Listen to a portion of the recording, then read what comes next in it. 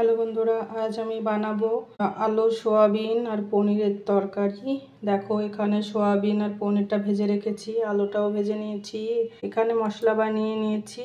এখানে আছে লঙ্কা বাটা, আদা বাটা, জিরা বাটা আর ধনে বাটা, আর দিয়ে রেখেছি লবণ, হলুদ, স্বাদ মতো চিনি। কড়াইটা বসিয়ে সমস্ত জিনিস ভেজে নিয়েছি।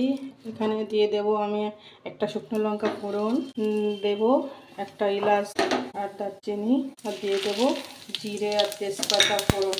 ফোড়নটা একটু হয়ে গেলে দিয়ে দেবো একটা টমেটো দিয়ে আমি একটু নেড়ে চেড়ে নিয়েছি।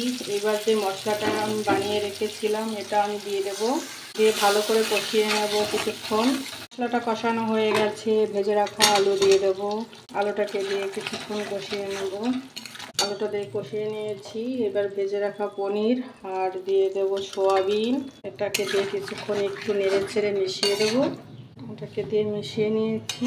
এইভাবে আলু আর পনির আর সোয়াবিন দিয়ে যদি নিরামিষ তরকারিটা এইভাবে বানানো যায়, খুবই ভালো লাগে খেতে।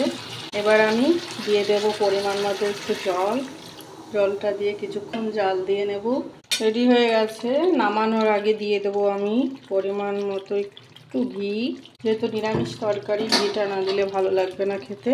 দিয়ে দেবো একটু গরম মশলা, দিয়ে এটাকে নেড়ে চেড়ে ভালো করে মিশিয়ে নেব। মিশিয়ে আমি নামিয়ে নেব। রেডি হয়ে গেছে আমার পনির সোয়াবিনের তরকারি। আমাদের যদি ভালো লাগে কমেন্ট করে জানিও।